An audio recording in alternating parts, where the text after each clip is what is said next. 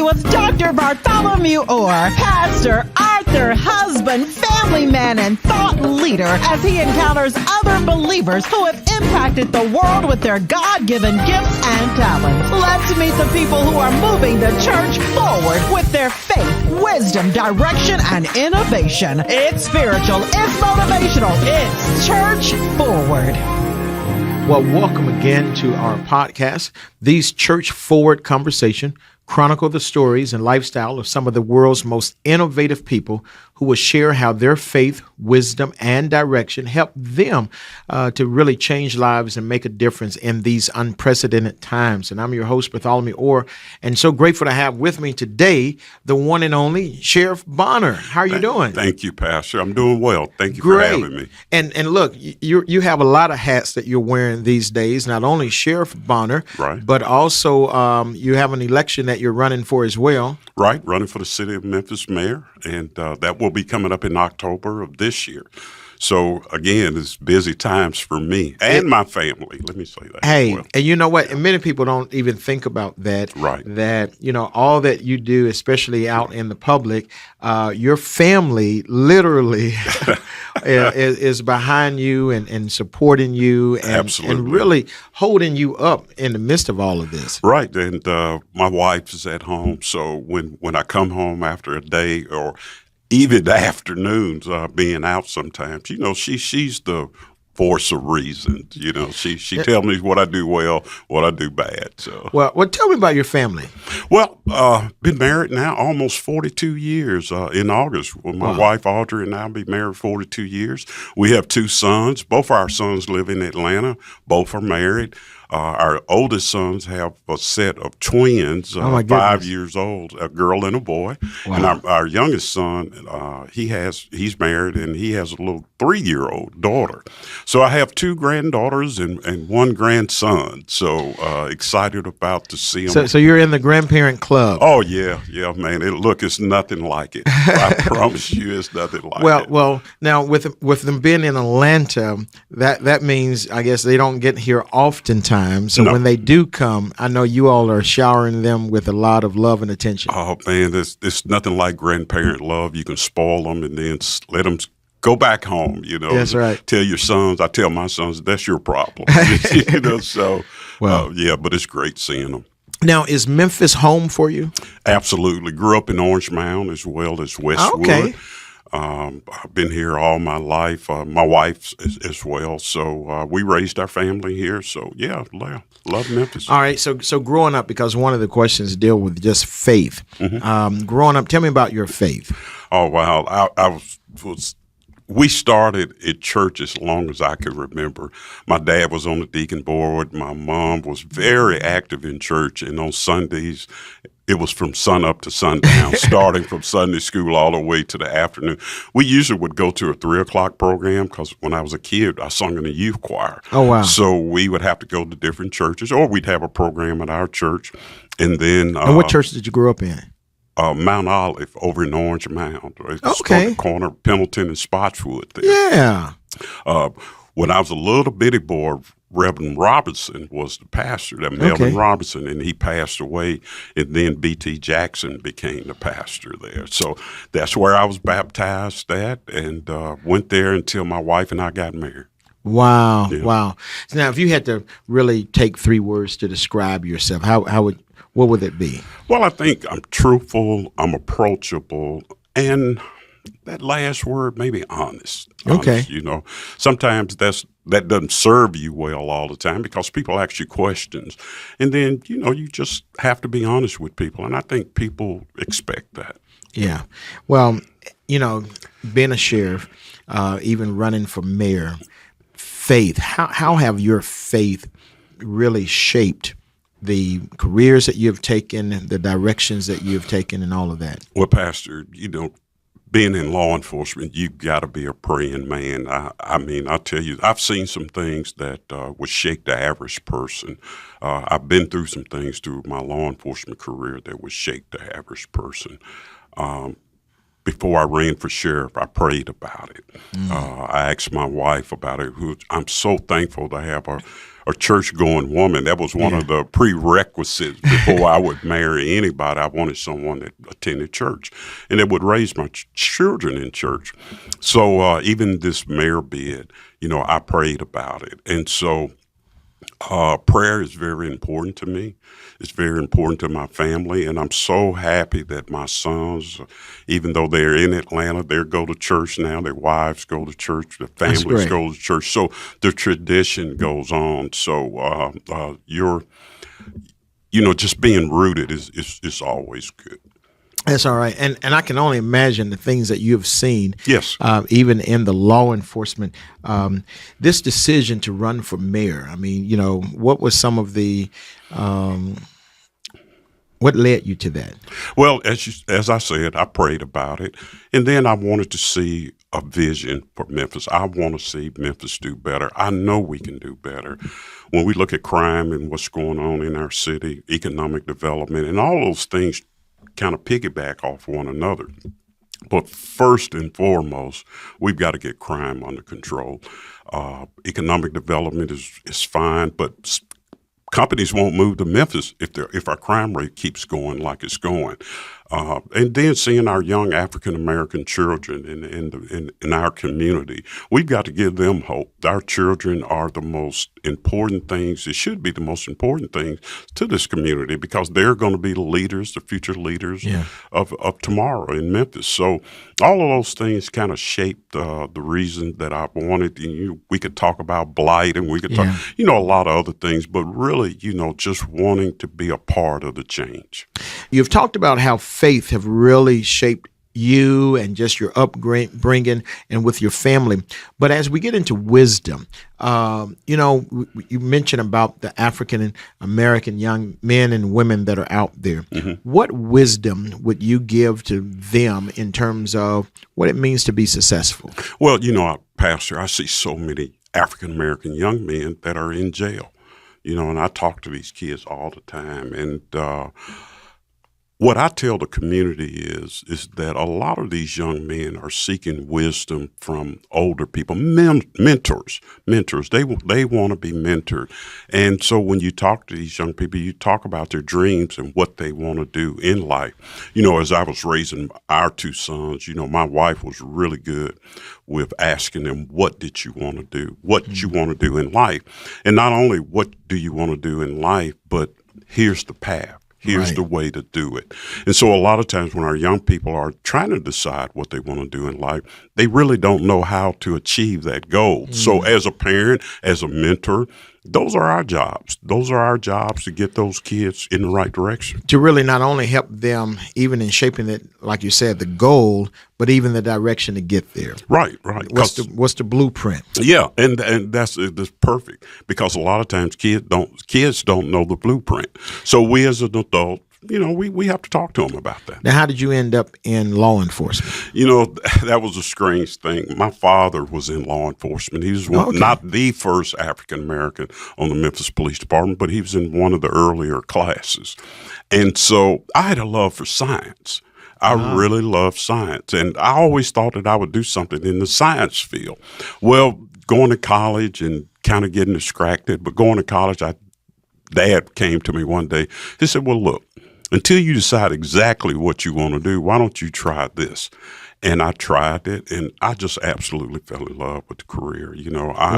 I have such a servant heart, and I want to help people. And it was no better way because when you get that call and you're the first one there, you're solving problems and you're helping people. And I've just loved it over the course of my career. Most people probably don't think about law enforcement as servants who are there to really solve problems, to intervene, and talk to a little bit more about just that servant leadership, because I think that's what is so needed in not only law enforcement, but especially in terms of just politicians. Right.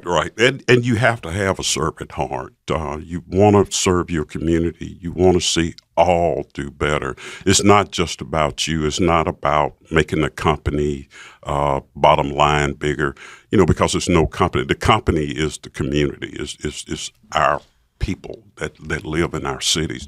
So even running for mayor now, that's what I want to see more than anything else. See African Americans do better. See our entire city do better. We've got to share. We've got to share. And the only way to share is to position ourselves, put the young people in the right opportunities where they have an opportunity to come up, if you will, as they say. Now, okay, so wisdom, and we know crime, you said, is one of the top things that is facing Memphis. What are some of your, what are some of the ideas that you have in terms of just crime? Well, I was talking earlier to someone about this. One of the things I'm most proud of, one of the accomplishments that I've been able to accomplish as sheriff was a citizen hiring committee. And we all know what we've just gone through in this community. But this happened back when the George Floyd incident occurred. And I enacted a citizen hiring group. And what that group does is we have one group of citizens, just average, ordinary citizens, just through all different walks of life. And then we have our chiefs board. And so when a candidate comes in to interview, he has to interview in both boards, and both boards have to agree that. And so, when I first am I hearing this right? The citizens actually play a part in hiring of deputy sheriffs. Yeah, they play a vital role in hiring deputy sheriffs. And my whole thought in all of this was, well, what was wrong with citizens having a say on the men and women that were going to police them? And so I came up with that idea. It has worked beautifully. When the citizen board and the chief board, they both have to agree on who we're going to hire as deputy sheriffs. So it's giving the community a say in the next generation of sheriff's deputies. And so we got what can the community do even to help come along law enforcement? Because I know you all cannot do it by yourselves in terms of just safe streets. No, we can't. We can't do it. We've got to have community partners. We've got to work with nonprofits. We've got to be a part of the community. And then what's so important is you have to ask your community, how do they want to police? How do they want to be policed? You can't be too heavy-handed, but you can't be so loose. I spent 13 and a half years of my career in narcotics, and many times when we would execute search warrants, you would hear little old ladies in the neighborhood say, "Baby, we're so glad you're here because this was such a disruption in our neighborhood." Well, some will say that, well, you didn't have to kick the door in, or you didn't have to, but there are citizens out there that truly appreciate and just want to live in a peaceful neighborhood, want to be able to sit out on the porch in the afternoons and not hear gunshots or seeing people selling drugs. And so you have to balance all of that. And so the people really have a part to play in terms of even how they want to be governed, working with you all and being the ears and eyes for that community, because they're there every day. They're there every day. That's why it's so important. I hope your listening audience, I hope everyone is a part of a neighborhood watch group, because you see more than we do in the neighborhoods. I got to ask about Tyree Nichols. Just give me, talk about that for a second.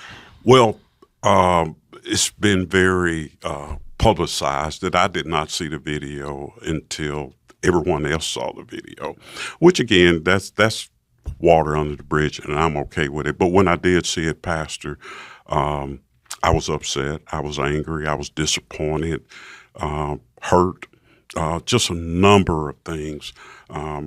When I talked to the news media about it, as I said earlier in our conversation, my dad was a Memphis Police Department officer, and my dad's 89 years old. And when he called me, he was crying on the phone because he knew that the things that he had gone through, that those young men were standing on his shoulders, what he had to go through. And it's the same way with me, having a over 40-year career in law enforcement. And so we don't train that way. That's not what we do. And so to see those young men go to that extreme to beat Mr. Nichols to death, literally. It was very hurtful for me. And as you saw, 2 deputies walked up, and we disciplined them, but they walked up after the fact. They were there. Maybe I think we did it on seconds, maybe 7 minutes or so. They were there on the scene, but they came up after the assault had occurred. But they shouldn't have been there in the first place. But it just sets policing back many, many years. You know, we were just coming out of George Floyd, and now we have this to happen in our hometown. You know, George Floyd was 700 miles away. Right. But then it really hits home because these are Memphians. These are Memphians picking on Memphians, and to assault that young man and then literally kill them is very, very disheartening. Many people have stated that Memphis got it right in a lot of sense in terms of the swiftness, you know, Right. that decisions were made, the transparency in Right. releasing the video. What do you think it's going to take really to get some national guidelines in play so that we can, you know, because these are too many problems that the same old issue that keep on happening in terms of just police brutality. Well, what you do have to keep in perspective is that there are millions and millions of police contact all across this nation. This does not happen all the time, but one time is one too many. So when you go back and you look at your policies and procedures, you look at what you're doing. So you look at training. You look at staffing. Do we have enough supervisors in the field? Or what are we training our officers on? De-escalations, all of these things that you really have to take a long, hard look at. You bring in national facilitators, if you will, to do this training. But in the end of the day, you know, you've got to have that servant heart, and you've got to do the right thing.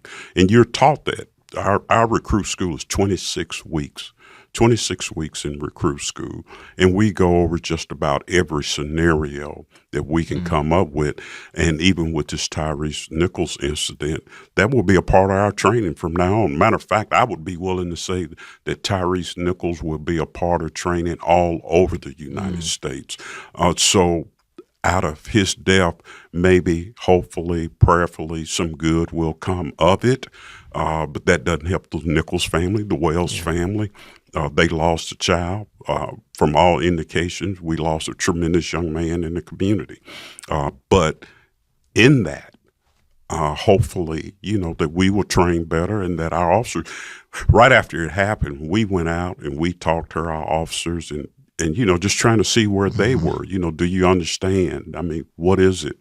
And just trying to dot all the I's and cross all the T's. So, as I said, it's about training, making sure that you have the right policies in place. And I will say this, you know, we are a CALEA certified agency, and we're certified. We have people that come in yearly and check our policies. Then we have on-site visits every 3 years that check our policies over and over again. So we feel like at the Shelby County Sheriff's Office, we're doing it the right way. And then we have that outside eye that will come in and take a look at it. All right. Well, direction. What does a future Memphis under Sheriff Bonner looks like? Well, I think the future of Memphis looks great. I mean, we have so many potentials, so many opportunities here. Blue Oval is certainly it's going to be big, but we've got still must bring more industry to Memphis. We've got to provide better job training for our youth. We want our youth to stay at home and be a part of Memphis, be a part of this community. This is such a wonderful place to live, and as I said earlier, I've been here all my life, so this is a wonderful place to live. But we've got to get our young people to want to be a part of it, but we must provide opportunities for them. They must see a future here in Memphis. There's no doubt in my mind there's probably a kid in Memphis that could cure cancer. But when he cures cancer, you know, he might be living in Atlanta or Orlando or somewhere else. We need to keep those brilliant minds here, but we've got to provide something for them to want to stay here. And that's safe neighborhoods and the opportunities. All right. So safe streets. We talked about opportunities for young people, and no doubt caring for our seniors and our elders. Absolutely. Your dad is 89. 89 Wow, years old. retired police officer. Yes. My goodness, what a tremendous legacy. It's a tremendous blessing to, and you talk about mentors. He's my mentor. He's someone that I can pick up the telephone and call and ask this or about that, or even the course of his career. And policing has changed so much because Dad was a police officer in the 60s, if you can imagine. So you can imagine some of the things that he was confronted with. And some of those things when I came on in the 80s, I was confronted with, but it wasn't as bad as his. Yeah. But moving forward, being an African-American sheriff and being the leader of over 2,000, you're right at 2,000 employees, between administration, corrections, and law enforcement, I have to view this thing from a big lens, from 10,000 feet. So you try to treat everyone fair when you're making decisions, and so it's tough some days. Well, look, innovations. So what is the most innovative thing that you feel like you've done as sheriff? Well, the Citizen Hiring Committee was very innovative, but I think moving forward, technology, we're moving to technologies with body cams, with computers in our cars, moving to electronic paperless reports. We're trying to do everything that we can do technology-wise, because our young men and women out in patrol car, they are tech savvy. They're a lot more savvy than I am with a computer, but using those opportunities for them to fight crime. We have data smart policing where we look at where crime occurs, what day, what time, but then getting feedback from them, and we don't always get it right. And so we ask them, say, hey, what can we do better? What more information can I give you to help you? So technology can actually help you all pinpoint what neighborhood and even what time of the day that crime is happening. We call them hot spots. So we look at the hot spots literally every day. I have a lieutenant that watches it every day. My goodness. Do y'all sometimes then add more cars in a certain area? Right. And you direct your resources to where those hot spots are. You're looking at what type of crime is occurring, where it's occurring at, and things like that. So, yes, we do to redirect our resources, and you never have enough resources, but we do pretty well out in unincorporated. Well, how difficult do you think is going to be then managing and creating this change from Memphis in light of this backdrop of, hey, it's a crime-ridden city right now? Well, I think that's what the mayor should do, is to change the narrative of the city. Pastor, I go 7 days a week because my grandkids are not here. So I have an opportunity to be out in the streets. People that know me, if I tell you that I'm going to show up, I'm going to show up. But you've got to be a promoter of this city. And you've got to work with the community. And again, talking to the community, how they want to be policed. But I think the approach that we need to take is one neighborhood at a time. Mm-hmm. How do you eat an elephant? One bite at a time. So we've got to decide which neighborhoods we want to be in, what we're going to do in that neighborhood, and then we need teachers, preachers, community people, all to get involved with help solving crime. So what types of challenges would you say you've faced trying to create some of these safety strategies? Well, I think a lot of times right now it's just buying in from the community. Okay. I think some people may think that we as police officers or we as elected officials are not as genuine as most people would want you to be. But, when I talk to the detainees, the biggest thing that they want is consistency. And so you have to be consistent with what you're doing. Even though I'm all over the city, all over the county, again, if you invite me and I can make it work, I'm going to be there. Yeah. And I think that's what I've been able to do as sheriff, is stay consistent in leading an organization with almost 2,000 employees. I think my employees will tell you that I've always been consistent. What's fair is fair, and I'm going to do what's fair. Well, I tell you, one of the things I got to give you a hats off to your chaplain. We've had funerals of people that were connected, and they are always there to support the family, to support the workers of the sheriff department. So that's commendable. Yes, because it's when people are hurting the most. And we look at the sheriff's office as a family. Sometimes we have family spats. It's all family. Will, but it is a family, and when you give your career and your life to something like this, it's all one big family. And now that I'm thinking about it, my cousin actually was a sheriff deputy. Worked in the sheriff department, Valerie, and she had recently passed a couple of months ago. Right. And you all were there in a tremendous way for the family. So, and and I'd like to hit on that as well. I lost 7 employees during COVID, and during my first year as a sheriff, it really slowed us down with some of the things that I wanted to initiate with summer camps, with youth and things. I'd had all my summer camp plans planned out. I had sponsors. I had everything, and then COVID hit. But losing 7 employees during that time was really hard. It was hard for all of us, hard for me, and seeing those families suffering and, just going through the whole thing. I'm so happy, praise God, that's over with. That we're on this other side of the pandemic. Right. Well, final question. If you could start over as sheriff, what would you do differently, and what advice would you give to those who are reflecting on their lessons learned? Well, I don't know if I'd do anything different. I'd wipe out COVID for sure and have a couple of more years of trying to move us forward into the 21st century. I do believe in 21st century policing. The advice maybe, I really want young people to understand, to have a dream, and then try to stay focused on your dream. Nothing is easy. If you want to be a scientist, if you want to be an engineer, it's not going to be handed to you. You've got to work hard to get there. And faith in God, faith in your family. You put God first, then your family second.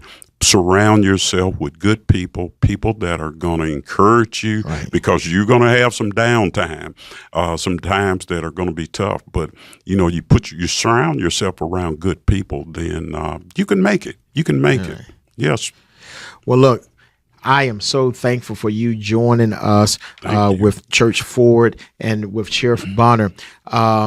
Please take the opportunity. Look, share this with others, invite others to be a part of this podcast. Know that we're making a difference as we take faith, wisdom, and direction, and using even innovations to really move us forward. I appreciate what you said about 21st century policing. How do we think outside the box and making our streets safer and our community better? So thank you, Sheriff. Thank you for tuning in. Look forward to the next time. Thank you for being a part of the Church Forward Conversation with Dr. Bartholomew Orr. Be sure to join us for the next episode. Are you from Memphis? I am from Memphis. Okay. I was adopted. Let's start there. You got an exclusive today.